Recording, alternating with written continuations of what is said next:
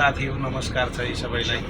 आज हाम्रो यो परदेशको ठाउँमा फ्राइडेको दिनमा हामी चाहिँ अहिले जुबेल जाँदै छौं।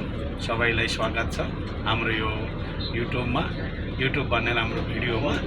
किन भन्दामा हामी हप्ता दिन काम गरेर चाहिँ अहिले जुबेल यसो फ्राइडेको छुट्टी त्यो पनि हाफ डे काम गरेर गएको।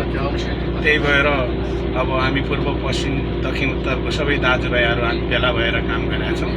यस्तै हो, अब परदेशमा दुःख त अलिअलि भइहाल्छ, तर पनि मन थाम्नु पर्छ। सधैँ परिवारको सँगै बस्न पाइन्छ भन्ने छैन, केही पाउनलाई केही गुमाउनु पर्छ। अब हामी परदेशमा भए पनि यसपालि चाहिँ तपाईहरुले चाहिँ हर्का साम्पाङलाई भोट दिनु होला हैन। हर्का साम्पाङ भनेको चाहिँ कस्तो मान्छे हो भन्दामा उहाँको चाहिँ अब जस्तो कि अब काम गर्ने तरिका शैली सबै ठीक छ। हामी गरिब नेपाली भएको कारण चाहिँ के हो भन्दामा हामीले वास्तवमा काम नगरेर काम भनेको पछि विदेशको जस्तै सिस्टम हुनुपर्छ। टाइममा खाने, टाइममा उठ्ने र टाइममा खेल्ने। यहाँ नेपालमा चाहिँ हामी एक दिन काम गरिन्छ, 4 दिन डुलेर खाइन्छ। कहिले काकाको छोराको बिहे, त्यसमा 2 दिन हरायो, रक्सी खायो, हरायो। अर्को दिन भयो फेरि आए कसको चाहिँ छेवर गुन्यौ चोली हैन। त्यस्तो गर्दा गर्दै हाम्रो वर्ष गएको थाहा हुँदैन। त्यही भएर हामी गरिब भएको। अब हर्का साम्पाङको भिजन भनेको के हो भन्दामा सबैजनाले दिनको 8 घण्टा काम गर्नुपर्छ। यो चाहिँ चाइनाको सिस्टम, कोरियाको सिस्टम होइन। त्यहाँ 4 घण्टा सबैले धनी गरिबले काम गर्यो भने देश उभो लाग्नुको लागि धेरै टाइम लाग्दैन। प्रायः जसो हामी काम नगरेर चाहिँ दुःख पाएको। हामीले जे होस् अब यहाँ परदेशमा आएर सिक्यो होइन। परदेशबाट यस्तो भन्यो भनेर चाहिँ नभन्नु होला, हामीले भोगेको कुरा होइन। काम चाहिँ गर्नुपर्छ, काम गर्यो भने दाम पाइन्छ।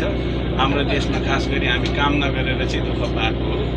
तर मेन कुरो चाहिँ अब त्यहाँ गरेको अनुसारले हामीले रोजगारी गरेको अनुसारले पैसा नपाउनु पनि एउटा दुःखको कुरा हो।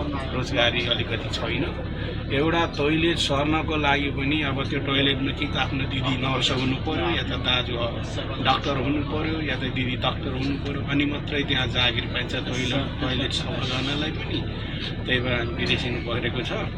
तपाईहरुले पनि यो कुराहरु बुझ्नुहुन्छ भन्ने आशा हामीले लिएका छौं। धैर्य गरौँ, यसपालिको भोट हर्का साम्पाङलाई दिउँ। उहाँको भिजन राम्रो छ। सबैले 8 घण्टा ड्युटी गर्नुपर्छ। ड्युटी गरे मात्रै लाइफ बन्छ, नत्र भए बन्दैन।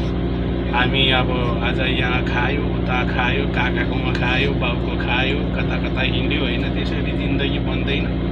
परिवार भनेको सीमित मात्रै हुन्छ। किन भन्दामा अब सधैँ एक ठाउँ भए पनि किचलो हुन्छ। त्यही हो नि त। अब भरेको खल्ती, चारैतिर चल्ती, खाली खल्ती, अनि जे गरे नि गल्ती। त्यही भएर माल चाहियो, माल पाउनुलाई केही गुमाउनु पर्यो। हामीले गुमाइरहेछौँ, समय गुमाइरहेछौँ, नो प्रब्लम। हामीले मात्रै गुमाएको छैन, एकले अर्कालाई हेरेर मन बुझाउनु पर्छ है। हस् त ल, फेरि भेटौँ।